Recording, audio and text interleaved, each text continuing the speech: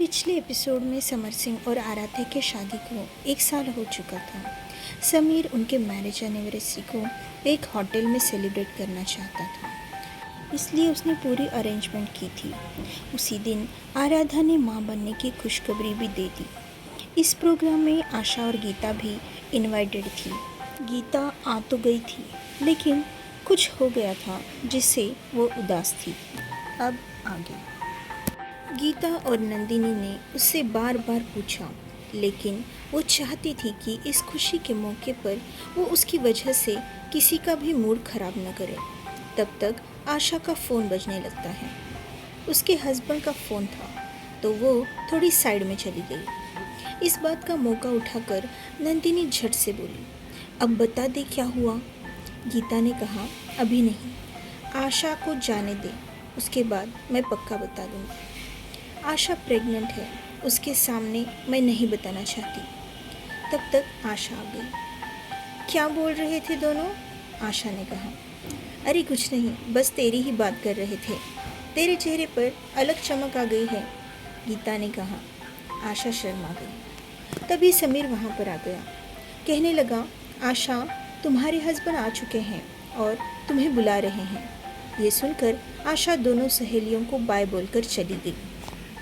समीर अभी भी वहाँ खड़ा था, तो गीता थोड़ी देर के लिए वहाँ से चली गई। नंदिनी समीर से कहने लगी, थैंक यू समीर, आज आपकी वजह से सब बहुत खुश हैं। आपने अगर ये प्लान नहीं बनाया होता तो सब लोगों को एक साथ इतनी खुशियाँ बांटने का मौका नहीं मिलता। समीर मुस्कुराते हुए बोला, नंदी, मेरा परिवार ही है ये। तुम लोगों के अलावा मेरा इस दुनिया में कोई नहीं है और इसलिए मैं सबको खुशियाँ देना चाहता हूँ, ताकि तुम लोगों को देखकर मैं भी खुश रह सकूँ। अरे समीर, समर सिंह ने आवाज़ लगाई तो समीर वहाँ से चला गया और नंदिनी गीता जहाँ खड़ी थी वहाँ पर आ गई और उससे कहा, अब बता गीतू, क्या हुआ है? तो गीता बोलने लगी, नंदिनी, मेरी लाइफ स्पॉइल हो गई है। ये बोलकर नंदिनी के गले पड़ गई और रोने लगी। नंदिनी को तो क्या रिएक्शन दे समझ ही नहीं आ रहा था। फिर एक एक करके गीता बोलने लगी, मेरे पति शादी के कुछ दिनों तो बहुत अच्छे थे। तुझे तो पता है, हम लोग शादी के बाद फॉरेन घूम कर आ गए। वहाँ से आने के बाद कुछ दिनों तक सब कुछ अच्छा चल रहा था। मेरे पति रोज़ मुझसे वीडियो कॉल पे बात करते, घंटों बातें चलती हमारी।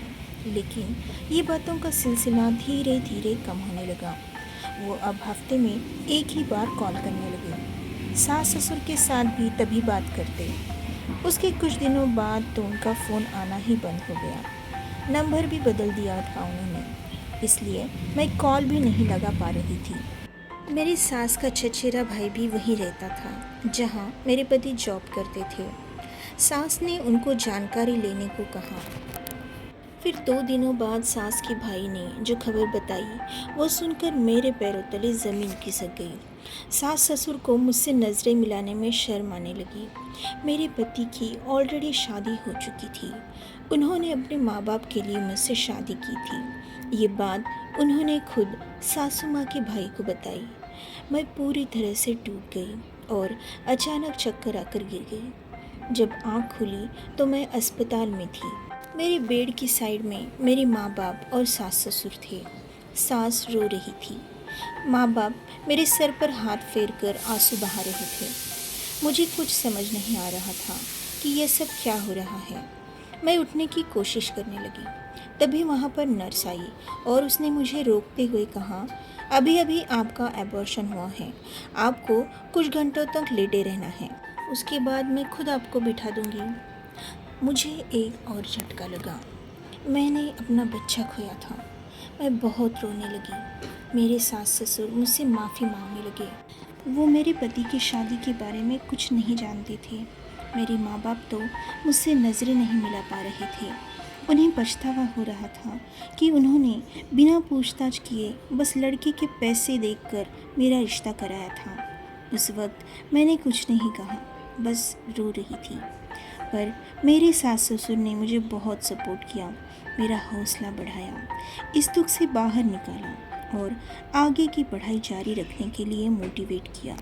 नंदिनी, मैं बड़ा विश्वास करती थी अपने पति पर, लेकिन उन्होंने मेरा विश्वास तोड़कर मुझे कहीं का नहीं छोड़ा। मेरे साथ जो हुआ वो हुआ, लेकिन जब मैं तुझे और आशा को खुश देखती हूँ तो मेरे दिल को सुकून मिलता है। तुम दोनों को बहुत अच्छे जीवन साथी मिले हैं। समीर के बारे में मुझे एक बात पता चली है। तू जानती है या नहीं मुझे नहीं पता, लेकिन समीर दिल का बहुत अच्छा इंसान है। ये मुझे उस बात से पता चला। समीर ने यहाँ पर जो प्रोजेक्ट बनाया है, उसके पास वाले गरीबों को उसने अपनी फैक्ट्री में रोज़गार दिलवाया है और उनको घर ही बना दिए हैं ताकि वो रोज़गार की तलाश में इधर उधर न जाए। ये बात सुनकर नंदिनी दंग रह गई। ये बात तो वो जानती ही नहीं थी। उसके दिल में समीर के लिए प्यार था ही, लेकिन अब वो समीर की इज्जत भी करने लगी। उसे उसकी जन्मदिन वाला दिन याद आ गया। उसने अनाथ आश्रम को सजाया था और सभी बच्चों को नए कपड़े दिलवाए थे।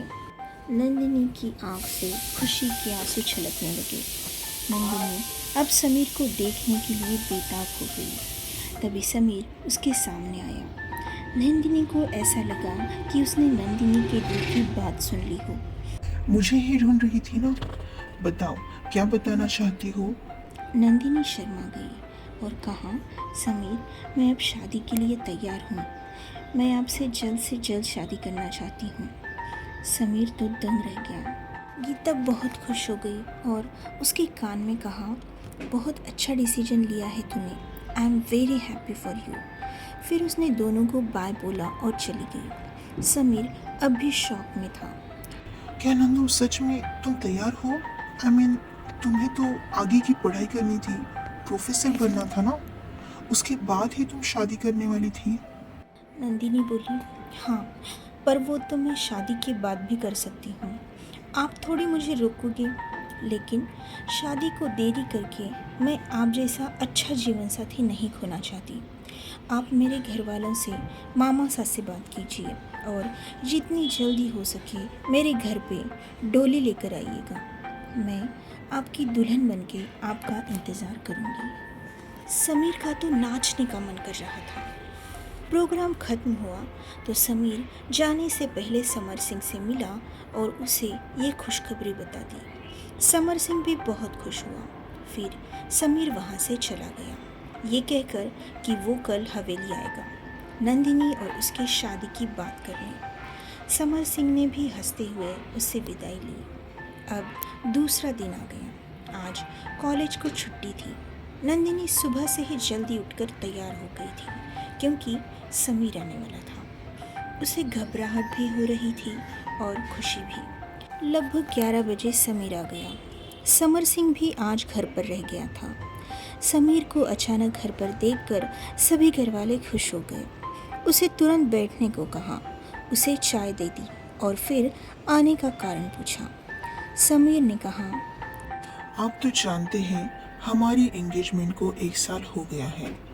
मैं चाहता हूँ कि अब हमारी शादी हो जाए, क्योंकि आपको पता है मैंने यहाँ जोधपुर में हवेली भी ले रखी है और अब मेरा प्रोजेक्ट भी कंप्लीट हो चुका है। यदि आप लोग सही समझे तो फिर। बापू सा हंसते हुए बोले, हमें पता है समीर बाबू, लेकिन गुड़िया को आगे पढ़ना है, प्रोफेसर बनना है उसे, और उसके बाद ही उसे शादी करनी है। तो क्या फिर भी वो तैयार है? समीर ने हाँ में सर हिलाया। उन्होंने नंदिनी की ओर देखा तो नंदिनी ने भी हाँ कहा।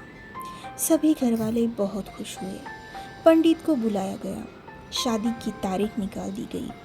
15 दिनों के बाद वाला शगुन निकला। उसके बाद से ही घर पर शादी की तैयारियां शुरू हो गई।